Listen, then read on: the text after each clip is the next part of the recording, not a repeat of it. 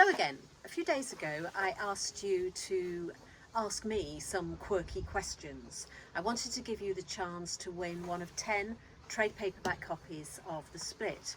Well, you did. You asked me questions in spades. Some of them were thought-provoking, some were hilarious, and some were downright disturbing.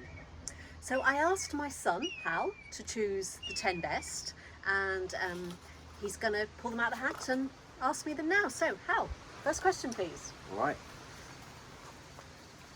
First one's from Melanie Vu.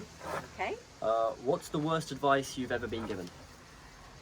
That is quite easy to answer, and it's advice that's given a lot to writers. It's write what you know. And the implication behind it annoys the hell out of me, because it's suggesting that you can only write from your personal experiences. So I would only be able to write books about middle-aged, middle-class women living in Buckinghamshire, whereas I've got an imagination, and what a waste it would be if I wasn't allowed to use that. And also, we have to remember there is so much information available that we can research, that we can help us write our novels. So I've written novels in which the main characters have been doctors, vets, psychologists, police officers. Now, I've never been any of those things, but I've done my research. I've asked people to validate what I've done before I've submitted the books, and I've set books all over the world in places I've never been. So I reject that advice, absolutely. Write what you dream about. Write what inspires you. How important do you think it is that sort of your own experiences dictate what you write about, in terms that if you've been through it, it's going to be a lot easier to write about because it's right there in your memory? It can be, yes. There are times, for example, when I've been very upset, when I've tried to draw on that emotion and use it in my writing. But quite often the real emotion can get in the way of writing a piece. I often find it easier just to let my imagination lead the way. Okay, cool. So Next thank you. Was that question. Melanie? Melanie. Thank you, Melanie. This will be on its way to you soon. Next question from Deb Beaumont. Sorry, who's that? Deb Beaumont. Oh, I think I know Deb. So, do you and Belinda Bauer ever leave funny or insulting comments or reviews for each other on Amazon or Goodreads? Belinda Bauer's one of your friends? She is a good friend and a very good writer. We do not. Well, I do not. I would never leave a negative review on Amazon or Goodreads or any of those sites about another author. If I didn't like a book, I would just put it to one side and keep quiet about it. I also get quite annoyed about the 1-star and 2-star reviews. You see, if a book has been through, if it's been accepted by an agent, accepted by a mainstream publisher, if it's run the gauntlet of being edited, sub-edited, copy-edited, proofread, there is no way that book deserves only 1 star or 2 stars. So I think when people give these very mean reviews, there's something else going on. It's not about the book, it's about them. And I would not dream about doing that to another writer. I tell you what Belinda and I do though. We haven't done it for a couple of years, but we had a lot of fun for a while. We gave each other a line of text that had to be included in the book that we were writing at the moment. So when she was writing, what was it called? The Shut-Eye. Right, I told her somewhere in the Shut-Eye she had to include the phrase "more tea, vicar," and she did. When I was writing Little Black Lies, she gave me a real stinker. She gave me "there is nothing like a dame." So somehow I had to weave that. So for a few years, within every Belinda Bauer book, there was a line written by me, and within all my books, there was a line written by Belinda. Actually, I enjoy doing that. We must try and do it again. Yeah. Okay, third question from Melissa Keith. Okay. Why do you get your ideas? Oh, that's a good one. I am always being asked where I get my ideas from, and I'm sure most authors get asked this as well. And it's a relatively easy question to answer, because we get ideas from what's going on around us, from strange things we hear or we see, and sometimes just ideas pop into our heads from nowhere. But why do we get them? I think I get the sort of ideas I do and write the sort of books that I write because I'm quite a fearful person. In any situation, I'm always imagining the worst that can possibly happen. What can go wrong? I mean, you know this. You know this. And I think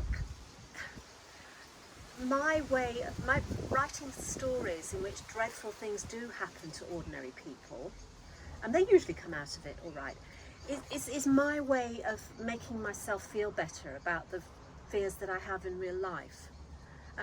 And I think we do see, I think that's quite a common instinct, because we do tell each other stories that frighten us to make ourselves feel better. So I don't think I'm alone in sort of relishing the dark side of my own thoughts. So thank you. Melissa, was it? Melissa, that's why I have the ideas that I have. Does that mean Dead Scared is a particular fear of yours then? The events in that one? Dead Scared? Ooh.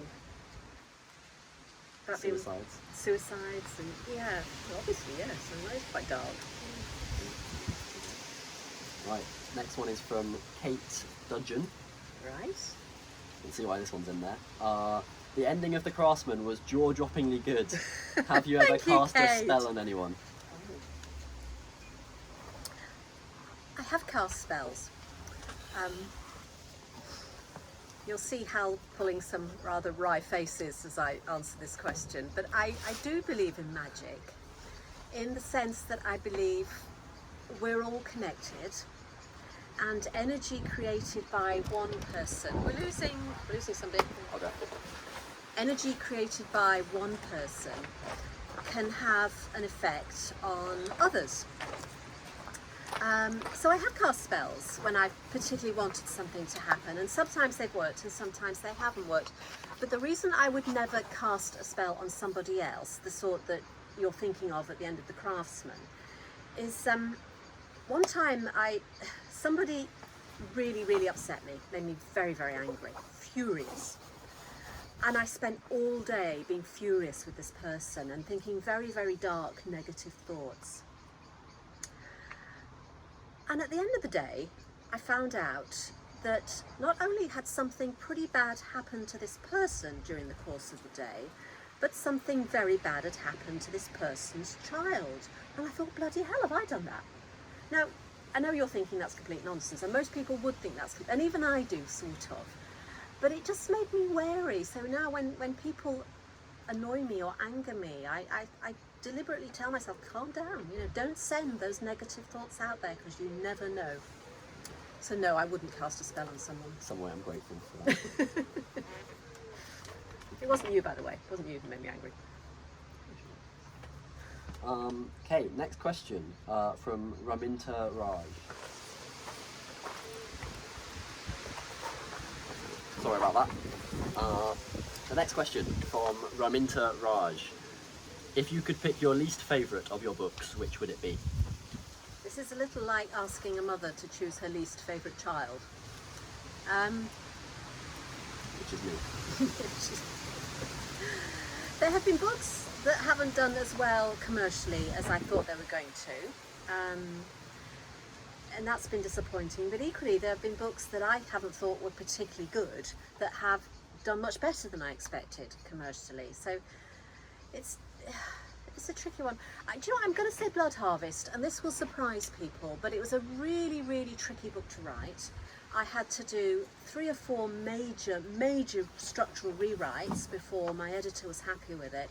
And by the time it was published, I thought it was dreadful. I half expected the publishers to turn it down, to say it's not good enough to publish. Now, it went on to be one of my most successful, and it was shortlisted for the Gold Dagger and various other awards. So it has been a very successful book, but probably it will always be my problem child. So Blood Harvest. The Hal of all your books. Hal is my only child, by the way. Okay. Wayne Jones has asked, my wife has often planned my demise when I've done something wrong. Do you get inspiration from your books from arguments at home? We don't have arguments at home, do we? Never. No. I do get inspiration for my books for things that are going on around me. Yes, all the time. You probably don't remember this, but there was one time when we were driving home from Granny's, and we were just on the Oxford Ring Road. You were only about 4 or 5, so you were probably asleep in the back. And we passed the scene of what was obviously a dreadful car accident. I mean, there was people leaving flowers, there were police cars, something horrible had happened there. And we found out the next day that a woman had crashed a car, and she'd loaded the car. She'd been driving home from a children's party, and she'd loaded the car up with more children than there were seats and seat belts to secure them. Something had gone wrong, the car had crashed, and a number of those children were killed or injured badly, and they were her friend's children. And I thought, God, how do you ever come back from that?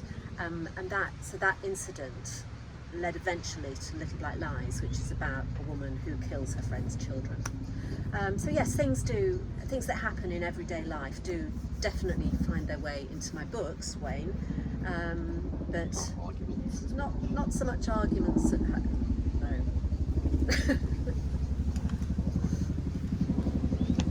4 left. Right.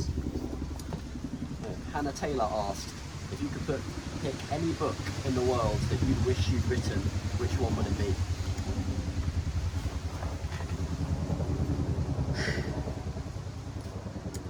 I am going to go with Donna Tartt's A Secret History. It's a crime novel, so I write crime novels. It's a very atmospheric crime novel, and I try to write atmospheric crime novels. It has a thread of the supernatural running through it, which again is something I try to do. So in many ways, it's the sort of book that I write, but written by an absolute genius. It is jaw-droppingly good. So I think if I could write something that came anywhere close to The Secret History, I'd be very pleased indeed. Nice question. Let's go with this one. 3 more. D.D. Troyer. Most of your books seem to cement the feeling of isolation or a moment of panic with a lake, river, ocean, canal or stream. Are you frightened of water? What a good question. I'm not frightened of water. I enjoy swimming very much. I'm actually an open water swimmer. So in the summer months, a couple of times a week, I'll be driving off to the lake where I immerse myself in very, very deep black water and enjoy it very much. And I love to swim in the sea. We sail. We haven't done for a couple of years, but when Hal was younger, we had a lot of sailing holidays as a child. So I'm not afraid of water, but I do have a very healthy respect for it. I remember nearly going overboard once in a force 7 gale, which was quite exciting. And I'm a bit frightened of depth. When I'm in the middle of the lake, I'm very conscious of the water that's underneath me. And I don't wear goggles when I swim, but if I did, I could not bring myself to put them on to look down into the water beneath me. That would freak me out terribly. So yeah, maybe a slight fear of water, even though I do enjoy it. Right. There you go. Penultimate question. Okay. Sophie Clooney. Would you rather fight 1 horse-sized duck or 10 duck-sized horses? Give me that question again.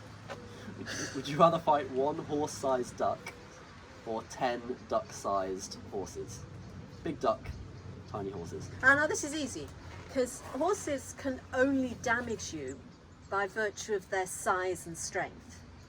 There's nothing inherently vicious about it. So if you take away the size and the strength and make them as small as ducks, I mean, they might sort of peck your ankles a bit and chase you out of the field, but they can't do you much damage. Whereas a duck that's the size of a horse would have a very, very large... Yeah, I would rather fight 10 little horses. 10 little horses, okay. Easy. I like that question. Right, last question. Let's get this on for last. Leanne Ovenden Okay. has asked, Mark Joesbury, Ajax Maldonado, Hamish Wolfe. Shag, marry, avoid. I've been waiting for that one. Just to explain to readers who aren't au fait with all my heroes, Mark Josbury is the main male character in the Lacey Flint series. He's an undercover police officer. He's a bit of a maverick, but basically a good guy, drop dead sexy, loves Lacey Flint to bits, so you know, we love Mark Josbury. Ajax Maldonado is the super handsome senior detective in Dead Woman Walking, very much in love with his wife. And Hamish Wolfe is an incarcerated serial killer. He is serving a life sentence in prison for murdering 3 women. He is, though, before he was convicted, he was an eminent surgeon, and he is drop dead gorgeous. He's the sort of prisoner that women all over the world write to and want to marry, even though he's vicious as anything. So, there might be minor spoilers contained in my answer, so warning to anybody who's not read the 3 books. Which books are those? Mark Josbury is in Now You See Me in the Lacey Flint series. Ajax Maldonado is in Dead Woman Walking, and Hamish Wolfe is in Daisy in Chains. I would shag Hamish Wolfe, I would marry Mark Josbury, and I would avoid Ajax Maldonado. Why? I'm not telling you why, I'll give you any entire plot of the book. Okay, no spoilers there then. Alright. Thank you very much, everyone, for those brilliant questions. Thank you and congratulations to 10 winners. If you private message me your addresses, I will get these books off to you. Thank you, Hal. No worries.